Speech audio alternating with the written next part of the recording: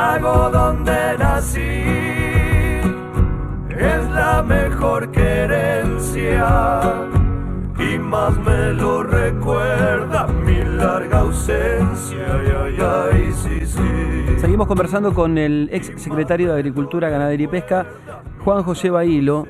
Juan José, estuvimos hablando recién de esas urgencias que mencionabas, y la realidad es que cuando uno se pone del otro lado también, pueden decir, bueno, a nosotros también nos pasa igual, hemos tenido urgencias y por ese motivo tenemos que tomar las decisiones que tomamos, manteniendo las retenciones, etcétera. ¿Cuál es tu mirada? No, pero hoy están peor en un contexto mejor los productores, en un contexto que inclusive se puede ver en algo afectado por los calores de estos últimos 10 días y la falta de lluvia que ya durante este fin de semana se están recomponiendo, pero esto está muy lejos de ser el panorama de la sequía que tuvimos el año pasado, la pérdida de volumen y la pérdida de cosecha que tuvimos el año pasado. Entonces, vamos a tener una cosecha normal, se esperaba récord, va a ser normal, versus la que fue la peor cosecha de la historia. Y ese agravamiento de la situación del productor está dado y fundamentalmente por la devaluación de más del 100%, que eso impactó directamente en los costos, más la suba de 10 puntos del impuesto país, que eso impacta directamente en los insumos que están mayoritariamente dolarizados, los costos de los productores, más el incremento de más del 100% del combustible. Y eso es, y los precios internacionales que no han acompañado, que es una variable que no maneja ni el gobierno ni los productores, pero la situación de rentabilidad del margen bruto del productor hoy está herida sensiblemente, fundamentalmente por las decisiones que ha tomado el gobierno. Y había que tomar decisiones, es cierto que había que tomar decisiones y había que empezar a transitar un camino de otro tipo de medidas en materia fiscal, impositiva y de tipo de cambio, pero se podía transitar otro sendero que no necesariamente caiga sobre un ajuste tan fuerte sobre el sector trabajador y sobre nuestra pequeña y mediana empresa y sobre nuestros productores y productoras. ¿Y cómo lo terminás haciendo?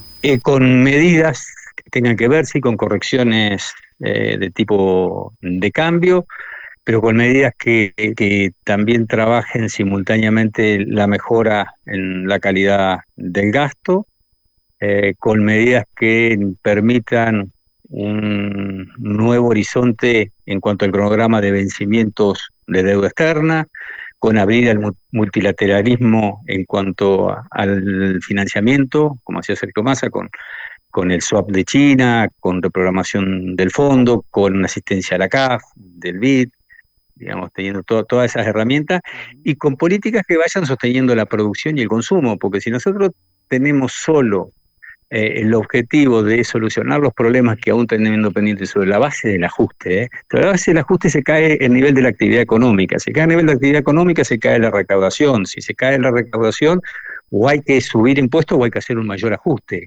Esta experiencia ya la vivimos innumerables veces en nuestro país y fracasó, es el perro que se muerde la cola.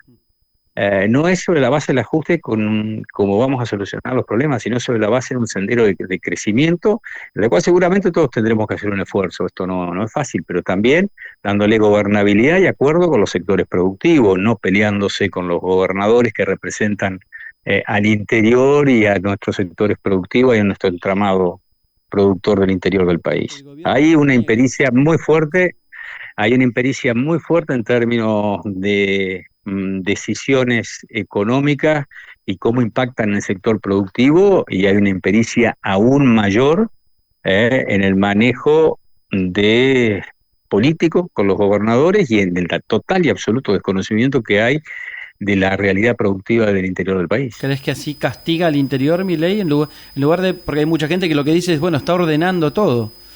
¿Vos crees que de esta manera castiga al interior? No tengo dudas. Castiga fuertemente al interior, castiga a los ciudadanos, los entrerrianos, en el caso que a mí me toca más de cerca, pero todo lo que es el entramado productivo, la región centro es muy fuerte, pero también la región pampeana, Buenos Aires, La Pampa, todo lo que es las economías regionales. Cuando él elimina el envío de fondos discrecionales a la provincia, bajo un prejuicio y un preconcepto de que esos fondos que son discrecionales, extrapresupuestarios, son fondos mal gastados, mal asignados, esos fondos tienen que ver con obras de infraestructura, tienen que ver con canales de riego, tienen que ver con rutas que mejoren la transitabilidad y sacar la producción, tienen que ver con el agregado de valor en las economías regionales en el interior, que tiene que ver con el arraigo. Yéndonos a los sectores productivos, tiene que ver con la construcción de viviendas sociales, tiene que ver con un montón de realidades que en el interior son obras de infraestructura que si no las hace el Estado, no las hace nadie. Esta economía urbana que ellos miran para llevar adelante la estrategia de la obra pública a través de una tasa interna de retorno para que la haga el sector privado, eso uno pasa el acceso norte y no lo resiste la densidad urbana. Ahí tiene que estar el Estado presente para hacer esas obras de infraestructura que promuevan un desarrollo armónico, equilibrado y federal del interior de nuestro país. Y me duele mucho ese preconcepto que tienen de que el mal de los argentinos es por el déficit de la provincia o por una mala administración de las provincias. Yo te puedo asegurar que de ninguna manera, todo lo contrario. En todo caso, la mirada que uno tiene en el interior y conociendo el interior. Y también creo, y acá también me autocorrijo rápidamente, hay que salir de esa mirada del AMBA versus el interior versus el AMBA. Somos todos iguales de importantes los argentinos, los que están en Capital Federal y los que estamos en el interior. Y esta mirada de profundizar la grieta, esta mirada de amigo-enemigo que tiene el gobierno en un momento de crisis, no contribuye para nada a la solución que están esperando los argentinos que les demos. Hace un ratito, Juan José, hablaste de la necesidad de diálogo, de la importancia del diálogo. Oportunamente, cuando estabas en la función como secretario, ustedes habían dialogado, por ejemplo, con el Consejo Agroindustrial. Y una de las cosas que se había planteado en su momento era la idea de que, bueno, había una necesidad de empezar a ir acomodando el esquema de retenciones, por ejemplo, a la soja, que es lo que más usa el gobierno como elemento recaudatorio, claramente por una necesidad lógica. ¿Vos crees que hay que ir en algún momento hacia un camino de empezar a eliminar las retenciones a cultivos tan importantes como la soja, el maíz, el trigo o el girasol? Entiendo que sí. Lo que sí lo habíamos hablado con Sergio, él también tenía una mirada similar. Teníamos previsto, a contrario sensu, como dicen los abogados en esta situación, avanzar en un esquema gradual de retención, de disminución de la retención de la soja hasta en 2 años, hasta dejarla en 25, 4 puntos por año, por campaña, 2 puntos para el maíz, 2 puntos para el trigo, ese era el esquema que nosotros teníamos pensado, y en estos 2 años darnos bien un trabajo de cómo ir bajando de manera gradual, pero sostenida, las retenciones, creciendo simultáneamente en volumen de producción para garantizar la sostenibilidad de las cuentas públicas, para las políticas públicas, y también la sostenibilidad productiva. Tampoco podemos, por una cuestión de cuidado del suelo, rotación de los cultivos, por cuestiones de sostenibilidad ambiental, disminuir la retención de soja a 0 de un día para el otro. En esto yo quiero ser franco, digamos, los productores están cansados de que le prometan cosas y que después no se le cumplan. Porque tenemos que tener también un esquema que nos permita también un cuidado del suelo, si no iríamos rápidamente a una sojización casi completa de la superficie cultivable y una desaparición importante de los pequeños y medianos productores. Entonces, creo que se tiene que trabajar en un sendero, pero no se pueden disminuir hasta en estos niveles que yo te planteé, digamos rápidamente, los 2 primeros años, pero después trabajar un plan que tenga en cuenta una sostenibilidad productiva, un cuidado del suelo, rotación de los cultivos y cuidado de nuestros pequeños y medianos productores, ¿no? Lo último, Juan José, hay una normativa que se dio a conocer hace muy poquitos días que le quita de alguna forma poder a la órbita de lo que hoy llaman la Secretaría de Bioeconomía. Digamos, más allá del rol de Vilela o de lo que Vilela creía que podía llegar a ser o las posibilidades que le podían llegar a dar, porque está claro que no tiene muchas, no ha estado ni siquiera presente en las discusiones que fueron fundamentales en el ámbito de la ya diría vieja ley ómnibus, ¿no? ¿Le han quitado poder a la Secretaría? Totalmente, con el traslado de las funciones y misiones que tiene Esta semana se conoció una resolución por la cual, para poner en claro, la Subsecretaría de Administración Financiera la eliminan de alguna manera dentro de la Secretaría de Agricultura o de Bioeconomía y la pasan a la Secretaría de Industria y Desarrollo Productivo.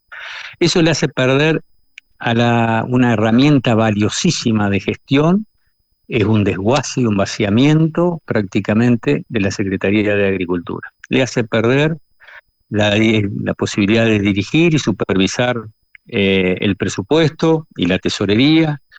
Uno pierde con esta decisión la posibilidad de tener estrategias presupuestarias, de administración de créditos, de supervisar las cuotas presupuestarias asignadas, de definir prelaciones y prioridades. Uno pierde la posibilidad de hacer todo esto. También de mejorar la asignación presupuestaria, de ver la mejor disposición y uso de los saldos disponibles, la reasignación de los créditos vigentes.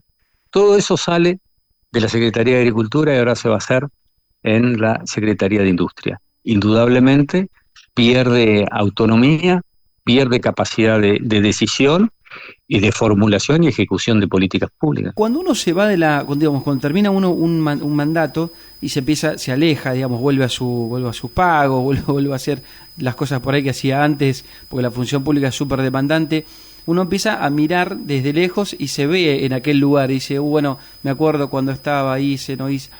¿Hay algo que vos decís, esto lo tenía que haber hecho y no lo hice? Sí, un montón de cosas, pero fundamentalmente, para darte dos, creo que hay dos cuestiones que me parece que son importantísimas y casi urgente. Una, un nuevo esquema de asistencia a los productores cuando están en emergencia agropecuaria. Hoy la ley de emergencia agropecuaria, que no es una mala ley, pero es de muy difícil aplicación, es muy lenta, es bastante burocrática. Digo esta porque le decía a los representantes de las entidades de la mesa de enlace, estamos de acuerdo que hay que modificar la ley de emergencia, pero no le hagamos tan mala prensa, porque hoy por hoy es lo único que tiene el productor. Y cuando nosotros hablamos mal de la ley de emergencia agropecuaria, estamos desalentando la herramienta, aunque sea escasa, que hoy tiene. Pero hay que generar otro esquema en el cual el trámite sea personalizado a distancia y que uno pueda... Yo llegaba con distintos programas, porque el Impulso Tambero llegaba más rápido al productor y a la asignación que con la emergencia agropecuaria. Hay que rediseñar un esquema de atención a los sectores productivos cuando están en emergencia por sequía, por inundaciones, por granizo, por distintas emergencias. Después, bueno, mayor desarrollo de la biotecnología, que eso es un campo muy amplio y es lo que se viene, y un plan nacional de riego. Creo que esa es otra herramienta que también nos quedó pendiente. Juan José, gracias por este tiempo, por la charla. No. Un abrazo grande y espero que llueva este fin de semana ahí en Entre Ríos. Sí, necesitamos de manera urgente. Si bien no es la foto del año pasado porque encontró los perfiles de suelo con muy buena reserva, claro, pero ya no están resistiendo más prácticamente. Claro. Así que bueno, un abrazo, esperemos Juan que José. Muchas gracias por llamar, Daniel. Un abrazo, que sigas muy bien. Juan José Bahilo, el exsecretario de Agricultura, Ganadería y Pesca. Palabra de campo. Palabra de campo. Daniel está con vos hasta las 7. Radio 10. Estamos todos.